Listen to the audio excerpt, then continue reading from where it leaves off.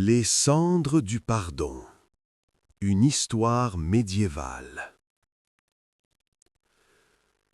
La neige tombait sur le monastère de Saint-Irénée comme une pénitence silencieuse. Chaque flocon, une prière blanche qui s'effaçait au contact des pierres grises. Étienne observait depuis la fenêtre étroite de sa cellule ses mains nues tremblant contre le rebord glacé. Il refusait les gants que frère Augustin lui avait offerts. Le froid était un don, une petite mort quotidienne qu'il s'infligeait avec la gratitude sombre d'un condamné qui choisit sa propre potence. 3 hivers depuis que les flammes avaient dévoré son frère. Étienne, la voix de l'abbé Bernard résonnait dans le couloir, riche et fatigué comme le vin vieilli dans les caves du monastère. On t'attend au chapitre. Il se détourna de la fenêtre, laissant le froid s'échapper de ses os avec regret. Dans le couloir, la lumière des chandelles dansait sur les murs de pierre, créant des ombres qui ressemblaient à des flammes. Étienne ferma les yeux. 3 ans, et il voyait toujours le feu partout. La salle capitulaire sentait l'encens et la laine humide. Les moines formaient un demi-cercle autour de l'âtre où brûlait un feu modeste. Étienne se força à ne pas détourner le regard. Au centre se tenait un homme qu'il ne connaissait pas, un homme aux épaules larges, vêtu de l'habit noir des moines cisterciens, mais avec quelque chose dans son maintien qui parlait d'une vie antérieure, une vie dans le monde. Ses cheveux gris étaient tondus grossièrement, sa barbe récente et inégale. Ses mains, remarqua Étienne, étaient des mains de marchand, épaisses, compétentes, marquées par le travail et les échanges. « Mes frères, commença l'abbé Bernard, je vous présente notre nouveau frère, père Mathieu. Il sera notre cellaré, responsable des provisions et de l'intendance. Il vient du monastère de Cluny, mais avant cela, l'abbé hésita, cherchant ses mots. Avant cela, il était marchand à Lyon. Lyon. Le mot frappa Étienne comme un coup de poing dans l'estomac. Il leva les yeux vers l'homme, et dans cet instant, leurs regards se croisèrent. Les yeux de Mathieu étaient gris comme la cendre, profonds comme des puits creusés dans la pierre. Et dans ses yeux, Étienne vit quelque chose qui le figea sur place. La reconnaissance. Non, non, ce n'était pas possible. Mais si, c'était lui, le marchand dont l'entrepôt avait brûlé cette nuit-là, la nuit où Étienne, alors garçon de 18 ans travaillant comme apprenti charpentier, avait renversé une lanterne dans l'écurie adjacente. L'entrepôt de grains, les écuries, tout avait brûlé. Et dans les écuries, son petit frère Guilhem, âgé de 13 ans, qui s'était caché là pour échapper à leur père ivre. Le monde se rétrécit autour d'Étienne. Les voix des moines devinrent un bourdonnement lointain.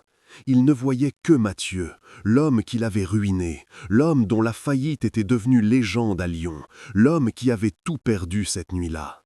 Et maintenant, cet homme était ici, dans ce monastère, dans ce refuge où Étienne s'était enfui pour échapper au poids de sa culpabilité. « Frère Étienne », la voix de l'abbé le ramena au présent. « Tu aideras Père Mathieu à s'installer et à apprendre nos coutumes. » Bien sûr que ce serait lui. La cellule de Mathieu était à côté de celle d'Étienne, séparée par un mur de pierre si mince qu'on pouvait entendre le souffle de l'autre la nuit. Étienne déposa les draps et la couverture sur le lit étroit, évitant soigneusement le regard de Mathieu qui défaisait son maigre baluchon. « Merci, frère Étienne. » La voix était calme, neutre, aucune accusation, aucune colère. C'était pire que n'importe quelle condamnation. « Il n'y a pas de quoi, » murmura Étienne, se dirigeant vers la porte. « Attends. » Étienne se figea, la main sur le montant de bois rugueux. Son cœur battait si fort qu'il était certain que Mathieu pouvait l'entendre. Tu es de Lyon, n'est-ce pas? Demanda Mathieu doucement. Non, le mensonge sortit trop vite, trop aigu. Je veux dire, j'y ai vécu, mais je suis né à Vienne. Un long silence. Étienne sentait le regard de Mathieu sur sa nuque comme une main posée là. Je vois, dit finalement Mathieu. Alors nous sommes tous les deux des étrangers ici. Étienne s'échappa dans le couloir, ses jambes tremblantes le portant à peine jusqu'à sa propre cellule. Il s'effondra sur son lit, le front contre la pierre froide du mur. De l'autre côté, il entendait Mathieu bouger, arrangeant ses affaires, le craquement du bois du lit quand il s'assit. Dieu pitoyable et cruel, pourquoi cela?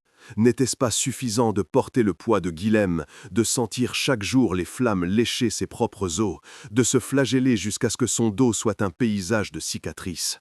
Maintenant, il devait regarder sa victime vivante chaque jour, servir l'homme qu'il avait détruit. Peut-être était-ce justice. Peut-être était-ce exactement ce qu'il méritait. Les jours suivants furent une torture d'une nature différente.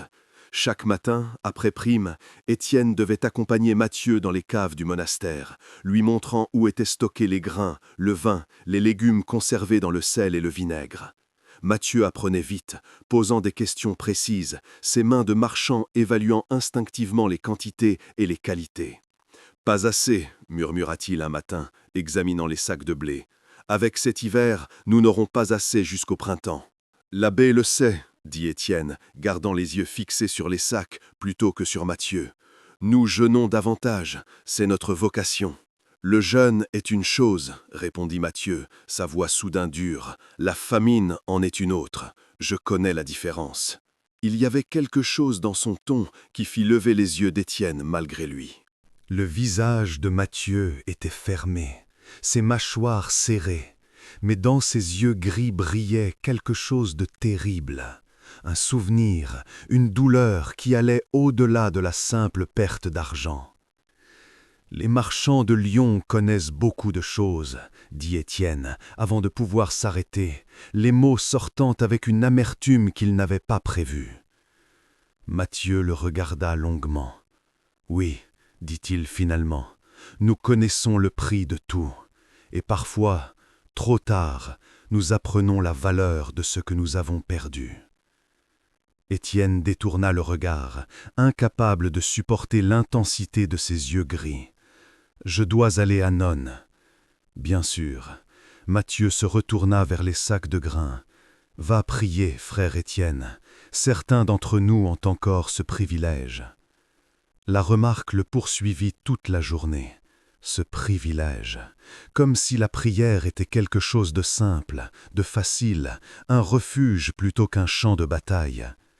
Étienne ne priait plus vraiment. Il s'agenouillait, récitait les mots, mais sa voix ne montait jamais au-delà de la voûte de pierre. Dieu était là-haut quelque part, peut-être, mais il n'écoutait pas les meurtriers, même accidentels, même repentants.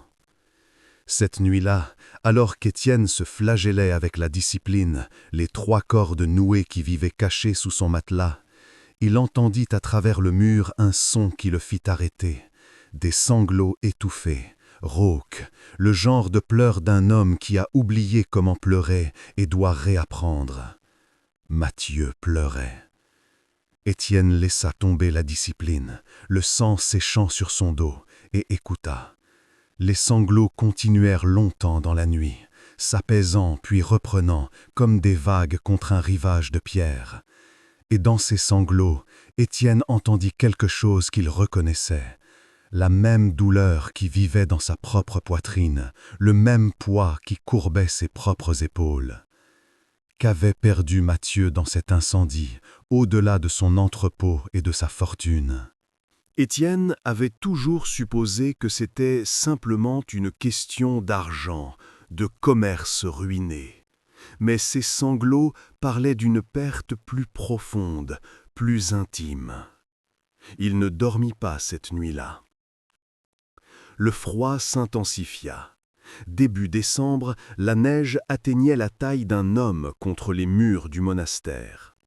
Les moines travaillaient sans cesse pour dégager les chemins, pour garder le puits accessible, pour apporter du bois aux quelques feux qu'ils s'autorisaient.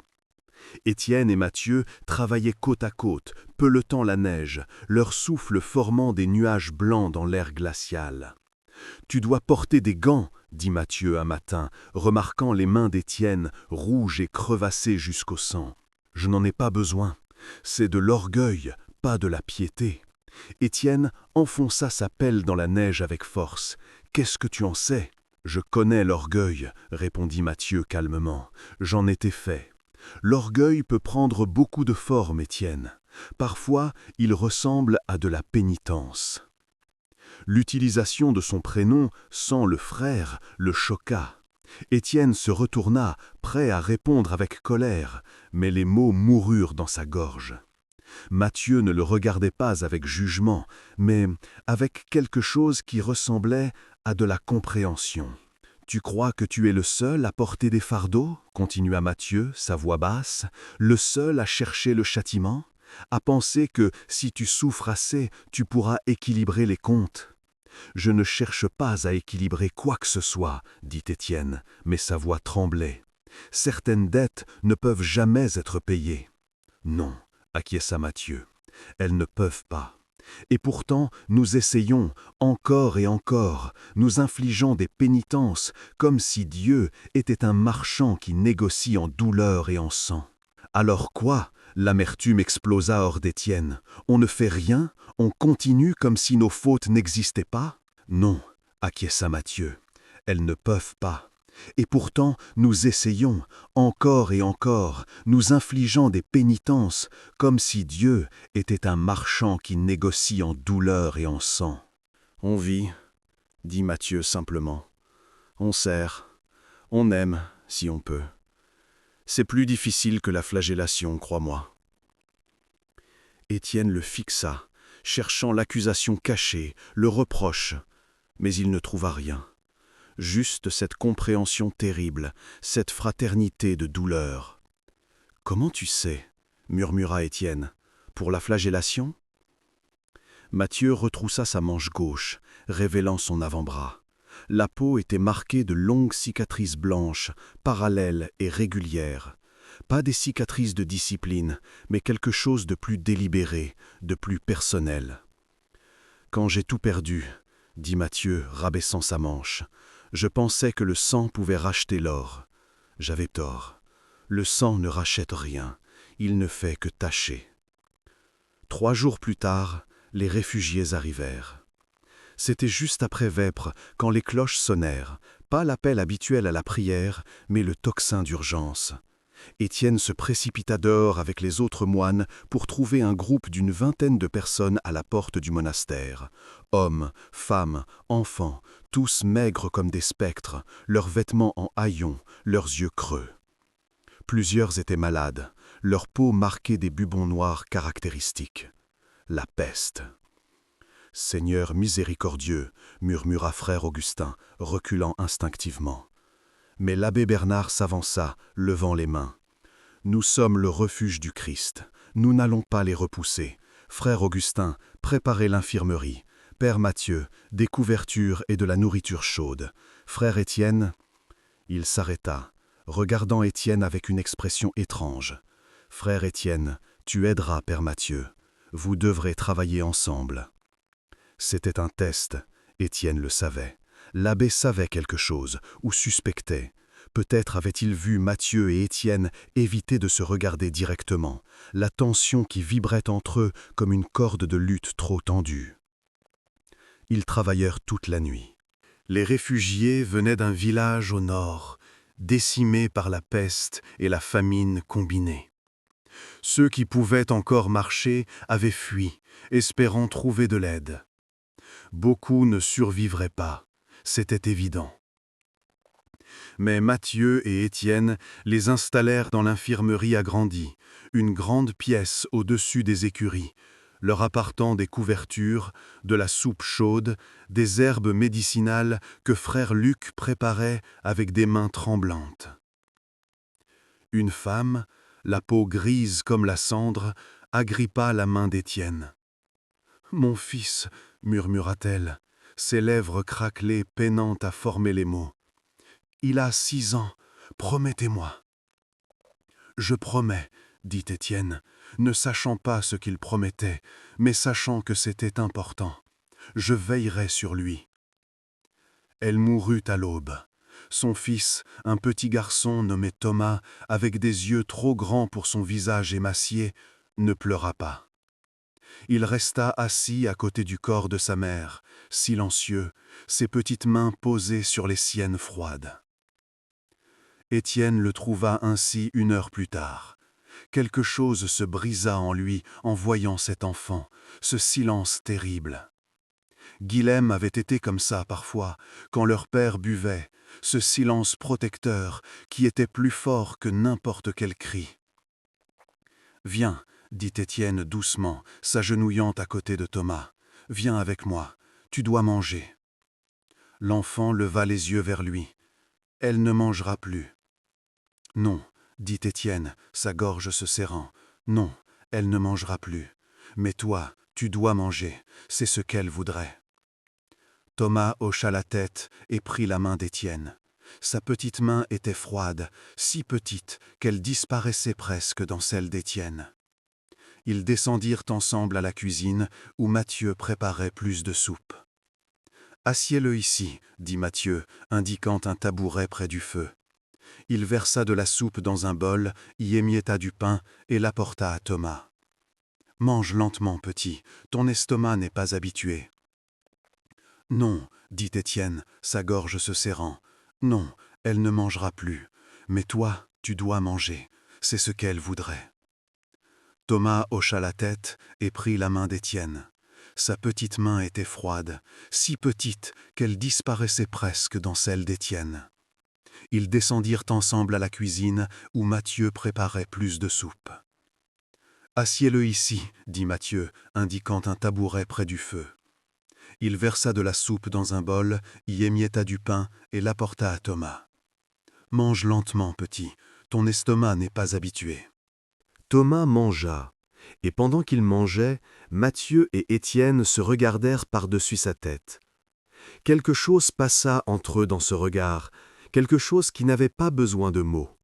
Une compréhension, peut-être, ou simplement la reconnaissance que dans ce moment, face à cette souffrance, leur propre douleur était moins importante que la fin de cet enfant.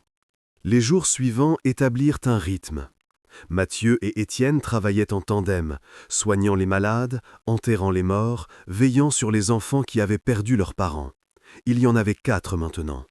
Thomas, une fille de 8 ans nommée Agnès qui refusait de parler, et 2 frères, Pierre et Jean, âgés de 10 et 12 ans. C'était étrange, cette collaboration forcée. Au début, ils ne parlaient que du nécessaire. « Apporte plus de couverture. Celui-ci a besoin d'eau. Aide-moi à déplacer ce corps. » Mais peu à peu, les mots devinrent plus nombreux, les silences moins tendus. Une nuit, alors qu'ils veillaient ensemble sur un homme en train de mourir, un vieux fermier qui délirait de fièvre, Mathieu parla. « J'avais une fille. » Étienne, qui était en train de remplacer le linge humide sur le front du fermier, figea. Elle s'appelait Marguerite. Elle avait 14 ans. La voix de Mathieu était basse, mécanique, comme s'il récitait des faits pour les empêcher de devenir trop réels. La nuit où l'entrepôt a brûlé, elle était là. Elle venait parfois m'apporter à manger quand je travaillais tard. Elle était là. Le monde s'arrêta. Étienne ne pouvait pas respirer, il ne pouvait pas bouger, il ne pouvait pas être en train d'entendre ça. Elle était avec 2 de mes apprentis, continua Mathieu, sa voix commençant à trembler. Ils sont tous morts, Marguerite, Thomas et Simon, des garçons de 15 et 18 ans, des enfants. Non, non, non, non. Étienne avait cru, il avait pensé, un seul mort. Guilhem, seulement Guilhem. Mais il y en avait eu d'autres? Comment avait-il pu ne pas savoir? Et le pire, dit Mathieu, et maintenant des larmes coulaient sur son visage, brillantes dans la lumière des chandelles. Le pire, c'est que pendant 2 ans avant cet incendie, j'avais accumulé du brin. Il y avait une famine, tu comprends, les prix montaient. J'ai gardé mes stocks, attendant qu'ils montent encore plus. J'ai regardé des gens mourir de faim dans les rues pendant que mes entrepôts débordaient. Il leva les yeux vers Étienne, et dans son regard il y avait un abîme de douleur. Quand l'incendie a tout pris, ma fille, ma fortune, tout, je me suis dit que c'était justice, que Dieu me punissait pour mon avarice. Et tu sais quoi? J'étais soulagé, parce que au moins, maintenant, j'avais payé. Mais tu n'avais pas payé, murmura Étienne, les mots sortant de lui sans volonté. On ne peut jamais payer. Non, acquiesça Matthieu, on ne peut pas. C'est le piège, n'est-ce pas? Nous pensons que la souffrance peut équilibrer les comptes, que si nous souffrons assez, nous serons quittes. Mais Dieu n'est pas incontable, et les morts ne reviennent pas, peu importe combien de sang nous versons. Le fermier, entre eux, émit un râle long et final. Matthieu ferma doucement ses yeux, murmura une prière, puis se leva. « Je sais qui tu es, Étienne, dit-il avant de sortir. Je l'ai su dès que je t'ai vu. Je connais ce que tu portes. Et je te dis ceci, ta douleur ne me donne aucune paix. Ta punition ne me rend pas ma fille. Alors arrête. Arrête de mourir à petit feu et commence à vivre. C'est tout ce que nous pouvons faire maintenant.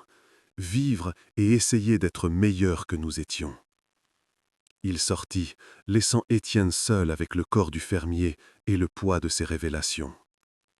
4 morts, pas un, 4, et Matthieu savait, il avait toujours su. Étienne se recroquevilla sur lui-même, ses bras autour de ses genoux, et pour la première fois en 3 ans, il pleura. Il pleura pour Guillaume et Marguerite, et Thomas et Simon. Il pleura pour Matthieu et pour lui-même. Il pleura jusqu'à ce qu'il n'y ait plus de larmes, seulement une douleur brute et nue, qui était pire que n'importe quelle flagellation. Et dans cette douleur, quelque chose commença à se fissurer.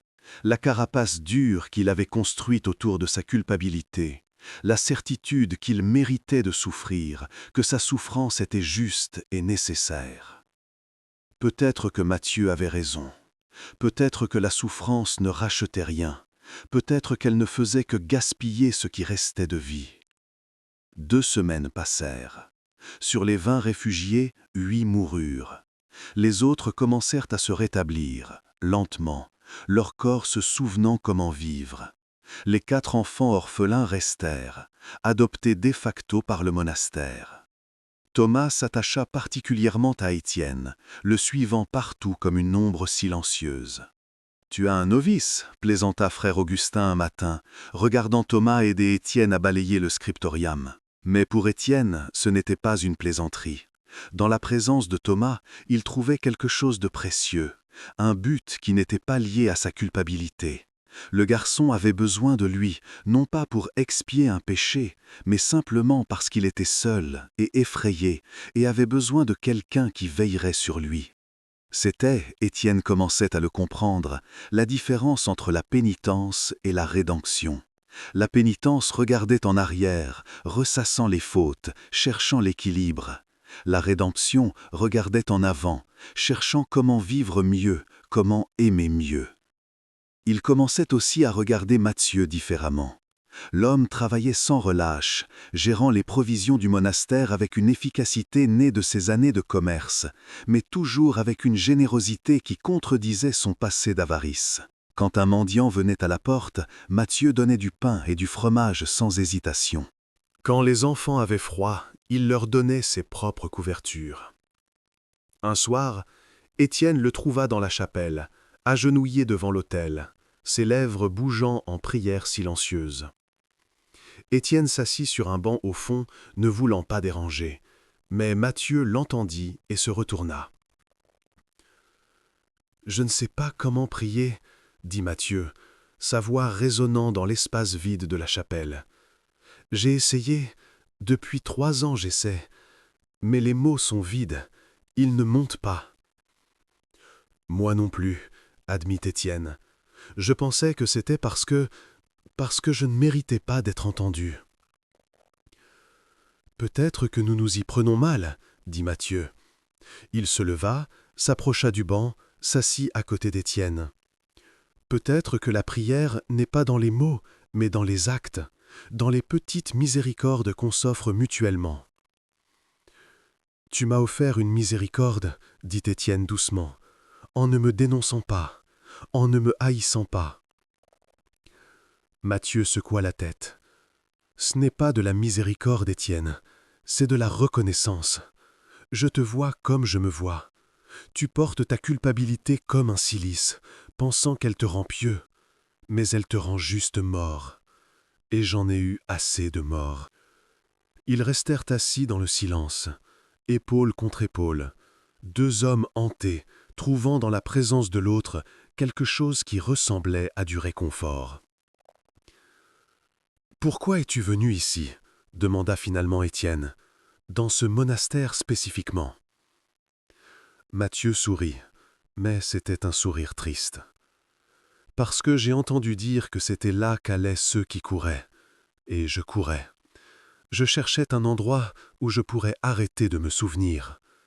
Mais la mémoire nous suit partout, n'est-ce pas ? » « Oui, dit Étienne, partout. » « Alors peut-être que nous devons arrêter de courir, arrêter de nous flageller, arrêter d'essayer d'oublier ou d'expier.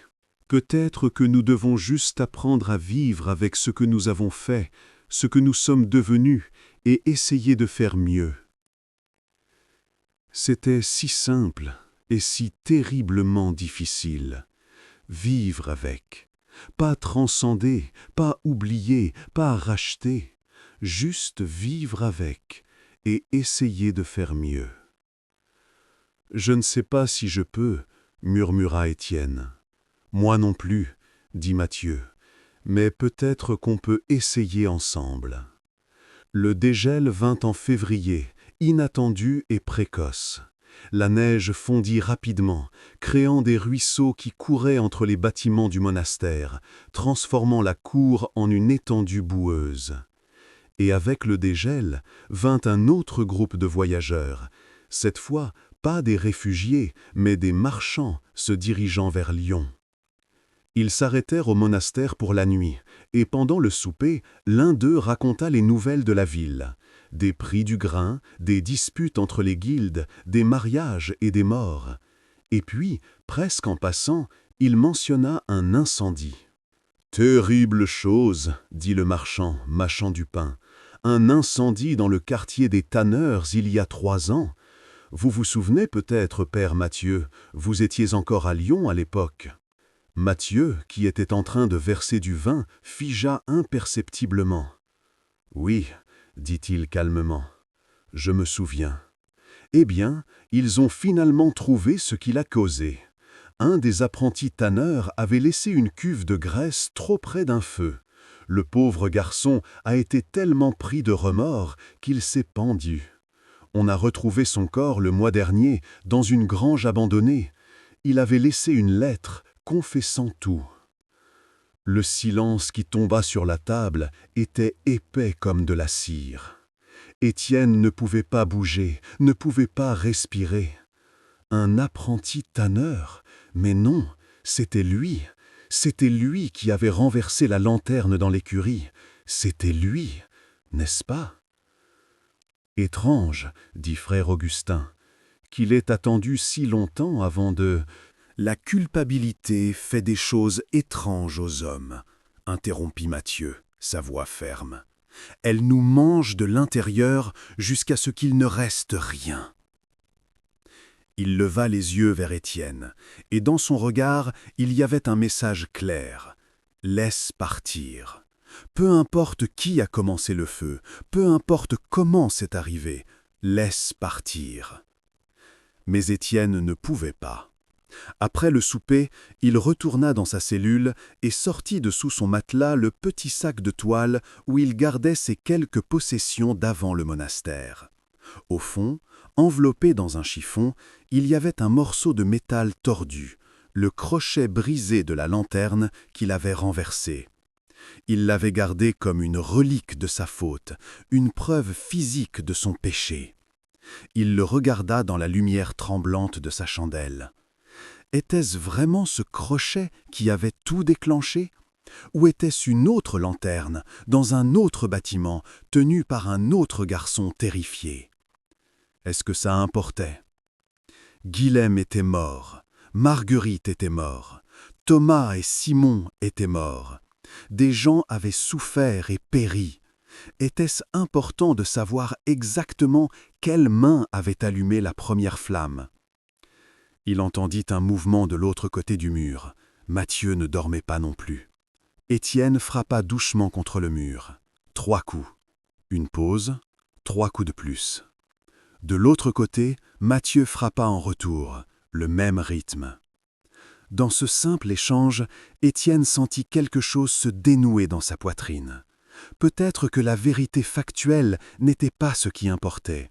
Peut-être que ce qui importait était comment on vivait avec la possibilité de sa propre culpabilité, avec le poids de ce qu'on aurait pu faire, de ce qu'on aurait pu empêcher. Il enveloppa le crochet dans son chiffon et le remit dans son sac. Mais cette fois, il ne le remit pas sous le matelas. Il le mit dans son baluchon, là où il gardait les choses qu'il pourrait emporter s'il devait partir. Parce qu'il commençait à réaliser qu'il ne partirait pas. Qu'ici, dans ce monastère, avec ses moines et ses enfants orphelins et cette âme hantée de l'autre côté du mur, il avait trouvé quelque chose qui ressemblait à un foyer. Le printemps arriva avec une violence soudaine. Un orage en mars déclencha un incendie de forêt sur la colline au-dessus du monastère. Les moines le virent au crépuscule, une lueur orange qui grandissait contre le ciel assombri, se rapprochant avec chaque rafale de vent. « Sonnez les cloches !» ordonna l'abbé Bernard. « Tout le monde dehors, nous devons créer des coupe-feux !» Les moines se précipitèrent dans l'action. Ils creusèrent des tranchées, abattirent des arbres, versèrent de l'eau sur les toits. Mais le feu était rapide, alimenté par le bois mort de l'hiver et les vents violents du printemps. Il descendait la colline comme une armée vivante, consumant tout sur son passage.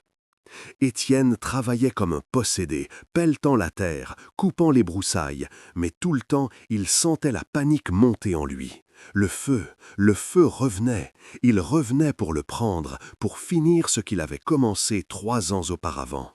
« Étienne !» La voix de Mathieu coupa à travers le rugissement du feu et du vent. « Étienne, les enfants !» Les enfants. Où étaient les enfants?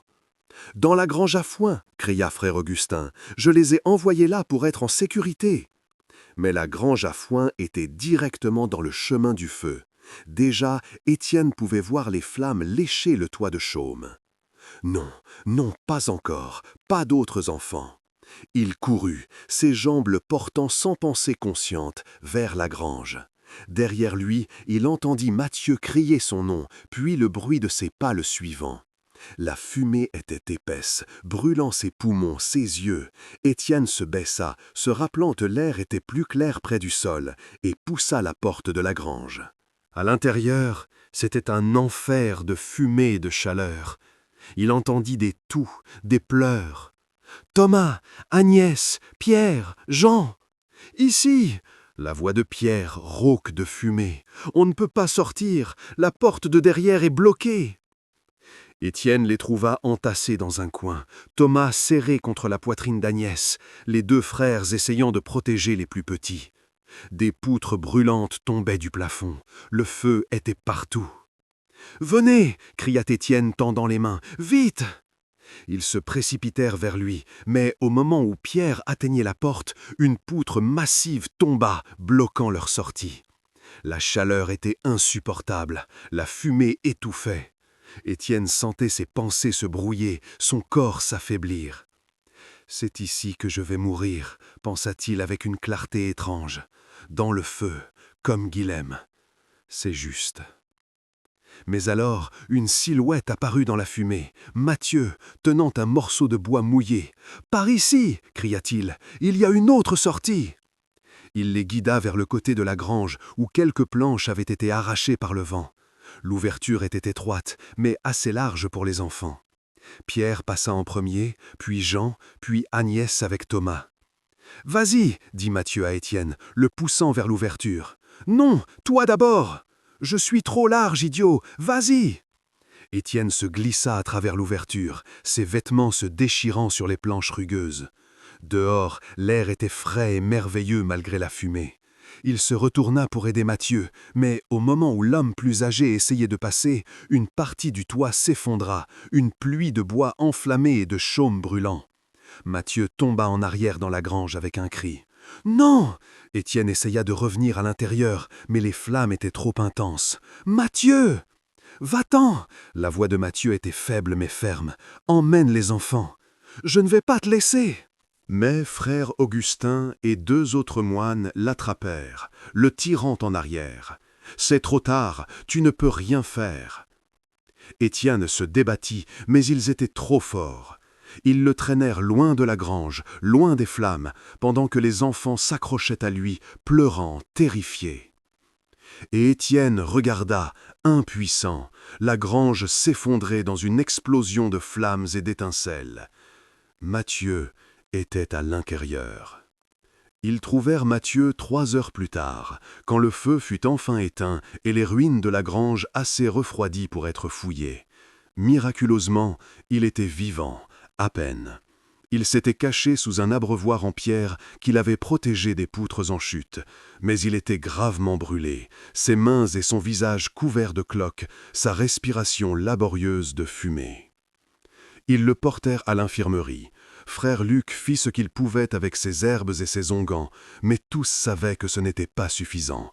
Les brûlures étaient trop profondes, les poumons trop endommagés. Étienne resta à son chevet, tenant sa main non brûlée, refusant de bouger. « Tu es un idiot » murmura-t-il, les larmes coulant sur son visage. « Un idiot complet. Pourquoi tu as fait ça ?» Les yeux de Matthieu s'ouvrirent, ses yeux gris maintenant voilés de douleur. « Parce que... » il toussa, du sang colorant sa salive. « Parce que 4 enfants valent un vieil homme. » Tu n'es pas vieux, et tu as toujours de la valeur. Tu ne peux pas mourir, pas maintenant, pas après tout. Écoute-moi, dit Matthieu, serrant sa main avec une force surprenante. Écoute, je vais te dire quelque chose, et tu dois l'entendre, tu dois le croire. D'accord, Étienne se pencha plus près. J'ai toujours su. Dès le premier jour, j'ai su que tu étais celui qui avait renversé la lanterne dans l'écurie. Le monde s'arrêta. Comment ? Je t'ai vu. La voix de Matthieu était à peine un murmure. Je rentrais chez moi. J'ai vu un garçon courir de l'écurie, terrifié. J'ai vu la lueur de la lanterne tomber.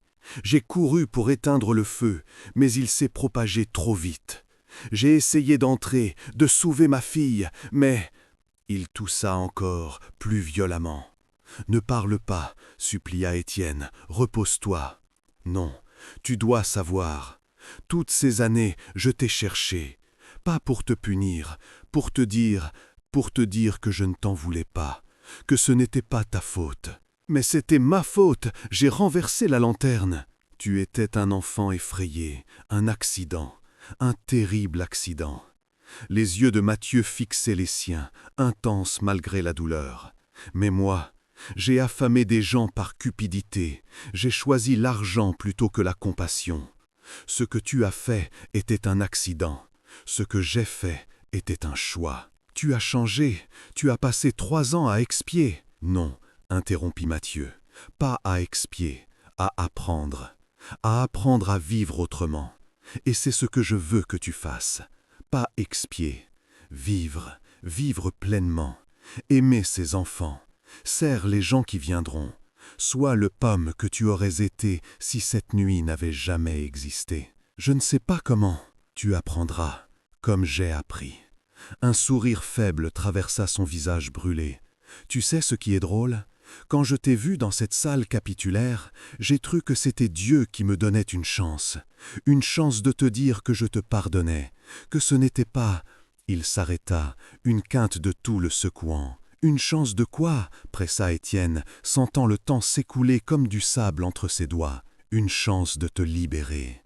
Parce que c'est ça le pardon, Étienne. Pas une transaction, pas un paiement, une libération. Je te libère de ta culpabilité, de ta honte, de ton besoin de souffrir. Je te libère. Je ne mérite pas. Personne ne mérite la grâce, dit Mathieu avec une force soudaine. C'est pour ça que c'est la grâce. Si nous la méritions, ce ne serait que justice. Mais la grâce dépasse la justice. Elle dépasse tout ce que nous comprenons. Accepte-la, s'il te plaît, accepte-la et vis. Des larmes brouillaient la vision d'Étienne. Je ne veux pas que tu meures. Je sais, mais certaines choses ne dépendent pas de nous. Les yeux de Mathieu commençaient à se fermer. Promets-moi, promets que tu vivras, que tu ne passeras pas le reste de ta vie à flageller un fantôme. Je promets, murmura Étienne, sachant que c'était la promesse la plus difficile qu'il ait jamais faite. Je promets. Bien. Mathieu sourit, un vrai sourire cette fois, paisible. Alors j'ai fait ce que je devais faire. Prends soin des enfants, Étienne. Ils ont besoin de toi, et tu as besoin d'eux. Sa respiration se fit plus superficielle, plus espacée. Étienne tenait sa main, ne lâchant pas, même quand il sentit la vie s'en aller doucement, comme une marée qui se retire. Mathieu mourut juste avant l'aube, alors que les premières lueurs grises du jour commençaient à filtrer à travers les fenêtres de l'infirmerie. Son dernier souffle fut paisible, presque un soupir. Étienne resta assis là, tenant la main maintenant froide, jusqu'à ce que l'abbé Bernard vienne et pose doucement une main sur son épaule. « Il était un homme bon, » dit l'abbé. « Il était un homme qui a appris à être bon, » corrigea Étienne. « Ce n'est pas la même chose, et c'est peut-être mieux. » Ils enterrèrent Mathieu dans le cimetière du monastère, sous un jeune chêne. L'abbé Bernard dirigea les prières, mais c'est Étienne qui parla. Cet homme, dit-il, sa voix portant dans l'air frais du matin, m'a appris que la grâce n'est pas quelque chose qu'on gagne, qu'on ne peut pas la marchander avec de la douleur ou du sang. Il m'a appris que vivre pleinement, avec amour et service, est plus difficile que n'importe quelle pénitence. Et il m'a libéré d'une prison que je m'étais construite moi-même. Il regarda les 4 enfants qui se tenaient ensemble, Thomas agrippant sa main. Il nous a tous libérés, je pense, par son exemple, par son choix de vivre autrement. Après la cérémonie, l'abbé Bernard prit Étienne à part. « Père Mathieu m'a parlé avant l'incendie, dit-il. Il m'a recommandé que tu prennes sa place comme cellare. Il disait que tu avais appris ce qui était important. » « Je ne suis qu'un novice, protesta Étienne, je ne suis pas qualifié. » « Tu as soigné les malades, tu as veillé sur les enfants, tu as travaillé côte à côte avec un homme que tu croyais avoir détruit, et tu as trouvé en lui non pas un ennemi, mais un frère. » L'abbé sourit. « Je dirais que tu es plus que qualifié. » Étienne regarda vers la tombe fraîche, vers les enfants, vers le monastère qui était devenu son foyer. « D'accord, dit-il doucement, d'accord.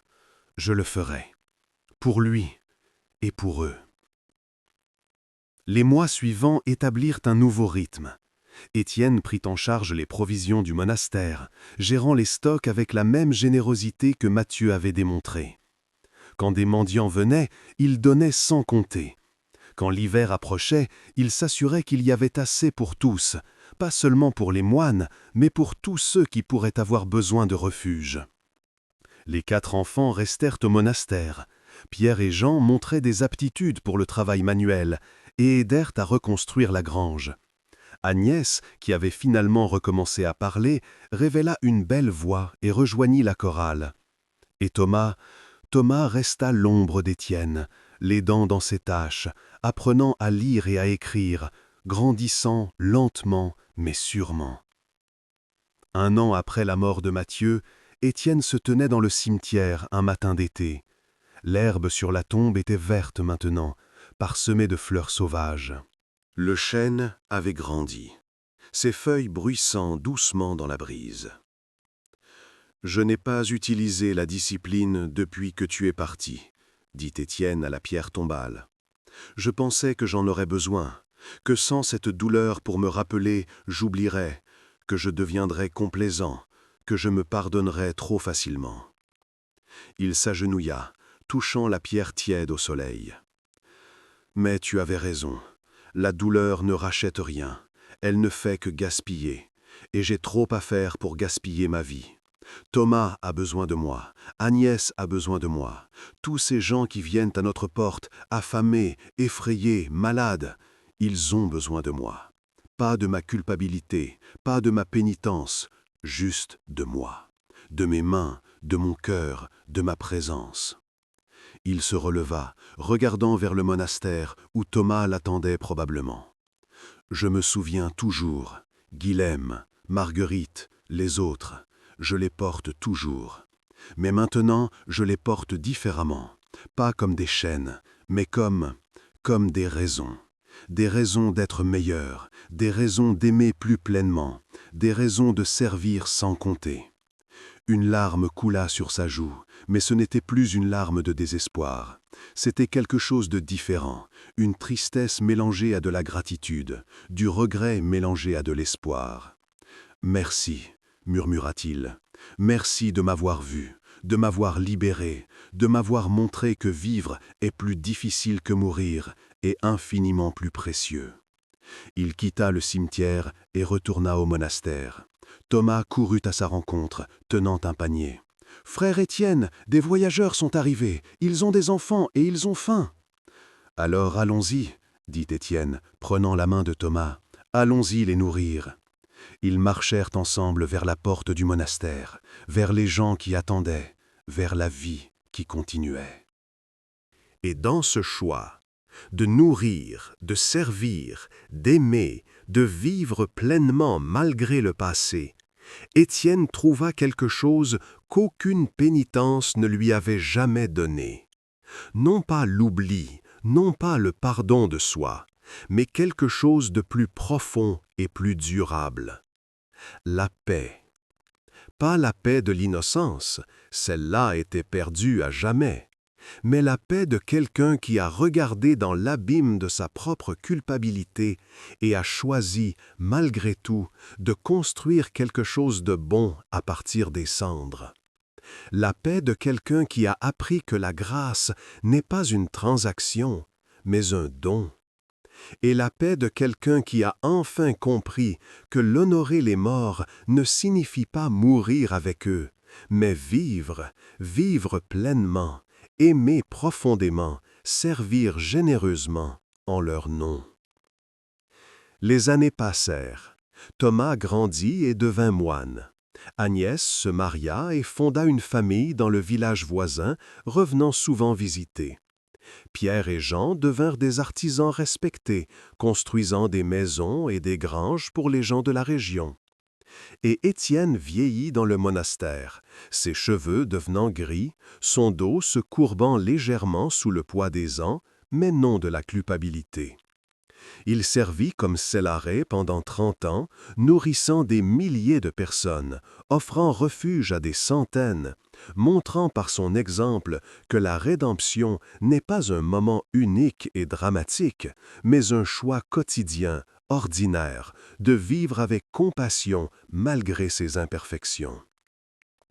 Parfois, tard dans la nuit, il allait au cimetière et parlait à Matthieu, partageant les nouvelles du monastère, des enfants devenus adultes, des vies touchées et sauvées. Et dans ces moments, il sentait presque une présence, comme si Matthieu était là, souriant, approuvant. « Nous y sommes arrivés », murmura-t-il un soir, vieux maintenant, ses mains arthritiques tenant une canne. « Toi et moi, nous avons appris à vivre avec ce que nous avons fait. Nous avons appris à transformer la cendre en quelque chose qui nourrit plutôt que qui consume.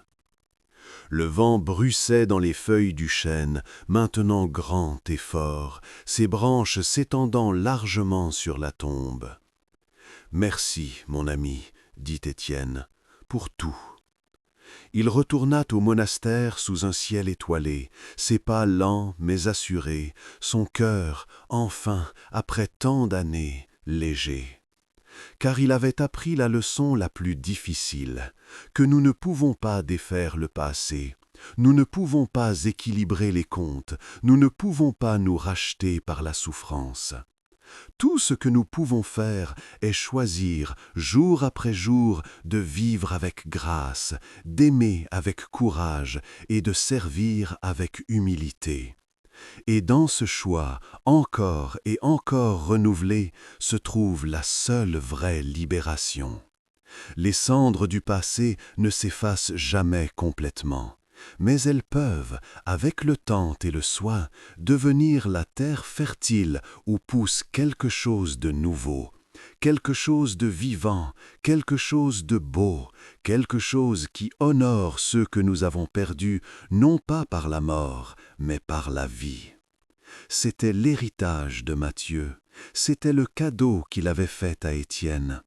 Et c'était l'héritage qu'Étienne, à son tour, transmettrait à tous ceux qui venaient à sa porte, cherchant non pas le jugement, mais la compassion, non pas la pénitence, mais la paix, non pas la mort, mais la vie, dans toute sa complexité imparfaite, douloureuse et précieuse.